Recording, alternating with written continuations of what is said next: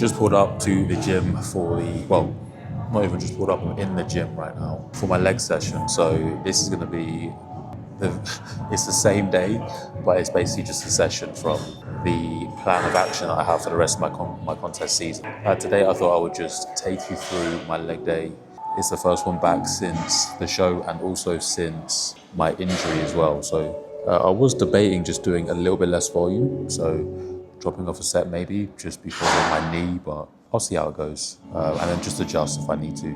The full session today is going to be, firstly we'll start off with a walk, and then we'll also do some mobility work as well, which is something that I always do before legs, always. I had issues with my knees a few years ago, and also like the stereotypical like low back issues as well, and taking my mobility seriously has been a game changer. If you're a client of mine, you understand that I bang on about it all the time, because if you want to get stronger over time for not just months, but like years, and if you have like a decade of lifting under your belt, it's your responsibility to keep your body intact. You can only take the piss for so long, and then your body will just fight against you. And the worst thing in bodybuilding is being injured. If you can't train properly, it's just shit. So yeah, you want to make sure that you're taking your mobility work seriously. As I've said in previous videos, the app that I use is this app called GoWOD, right?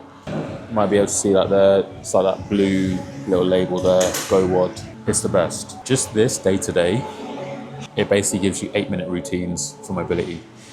And I'll do that day to day, most days, to be honest, minimum 5 days a week. And then what I'll do before legs is I'll basically get my hips warm, quads, and also my low back as well, and engage my core a bit more as well. And that work that I do before my legs is mostly from my physio that I go and see once a month. You have to take this stuff seriously, because you will get hurt if you don't. And if you're complaining about pain or issues like, oh, it hurts my knees when I do a hack, or my shoulder's stiff, or my elbow, like if you're complaining of an injury but you're doing no mobility work, there's no one else to blame. It's like complaining that you're overweight and you've never tracked your food, you don't weigh yourself. It's the same thing. That's what we're going to start the session off with, and then we're going to go into adductor, abductor work, leg extension, lying hamstring curl, leg press, hip thrust, RDL, and some calves to finish the session. So we'll see how it goes. So just about to move on to the lying hamstring curl. First movement was the adductor, and my God, first thing that I've noticed is I definitely noticed that I haven't trained my legs in a little while, like the same way that I normally would.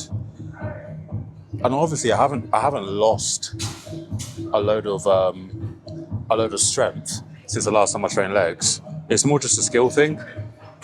For the last few sessions, honestly, for like last 2.5, maybe like 20 days, I haven't trained legs in the same way that I normally do. So touching the way that I normally do just didn't feel great.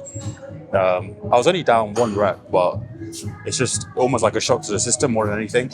I'm going to move on to the hammer strength lying hamstring curl over the strive. I think the strive one actually contributed to ruining my knee a little bit. So I'm going to try the single leg on the hammer curl, on the hammer strength one. I think single leg as well, just because I'm not going to get that bias from one side or the other. I'll be a little bit more balanced. All right, so first time on the leg extension since literally the day of my injury, so about 2 weeks ago, and it feels a little bit better, but it's not perfect, and I'm just not going to risk it. I'm going to still do the exercise, but it won't be exciting, it won't be nuts. It's just going to be probably 20 plus reps just to get some blood in the quads. I don't know what it is about the leg extension, it's just, I think it's that shearing force at the top that's causing issues, because leg press is fine, any kind of squat pattern is fine.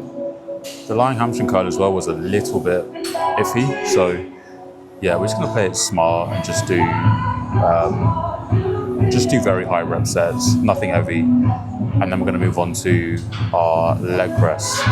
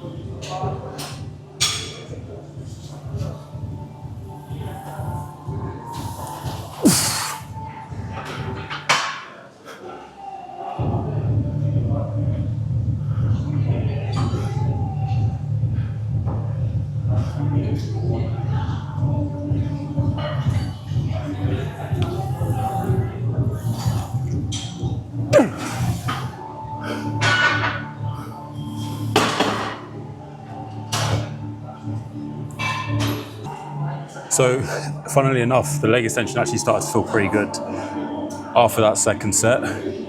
Well, after the first one, to be honest. As soon as I got into the second set and my knee got a little bit more warm, it felt pretty good. So I elected to add on another set. So I done 3 sets on there. And then leg press just now, meh. You know when you get your setup wrong. I unracked it, my seated position was a little bit off. And then when you have the weight on your legs, it's just adjusting from that point on is just damn near impossible. So it's gonna make the weight lighter and take my time with my setup. And I guess that's a good tip for you, right? With bigger movements, take your time setting yourself up. Don't get yourself so amped up that not that I got really amped up for that set, but don't get yourself so amped up that you lose focus and don't set yourself up properly, because if your setup is off, 1, it could be dangerous. 2, you're probably going to miss out on stimulus and crucial reps. So anyway, I've got 1 more set on here. Then we're going to move on to the boss of this leg day, which is the RDL. So, but I'm feeling okay. The leg session is going better than what I expected, considering I haven't trained my legs properly in 2.5, 3 weeks. There's a lot less pain than last time, which is progress. And yeah, I think within the next week or so, as soon as I get back into my rhythm, which will be quick to be honest, because I'm obviously training my legs every 3 days. As soon as I get back in my rhythm, I think my knee will be all good to go. I just have to stay patient.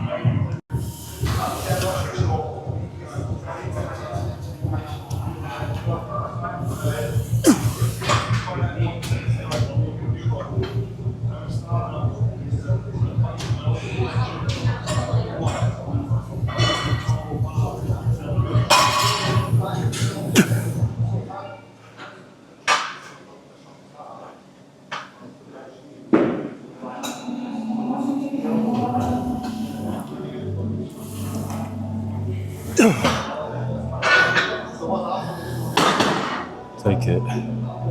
That was just one of those sessions those sessions where everything's just going a little bit wrong. Just got back from legs and RDL set, right? The bar was misaligned. I wasn't even standing in the middle of the bar. Let me just sort out this food first and I'll give you a breakdown.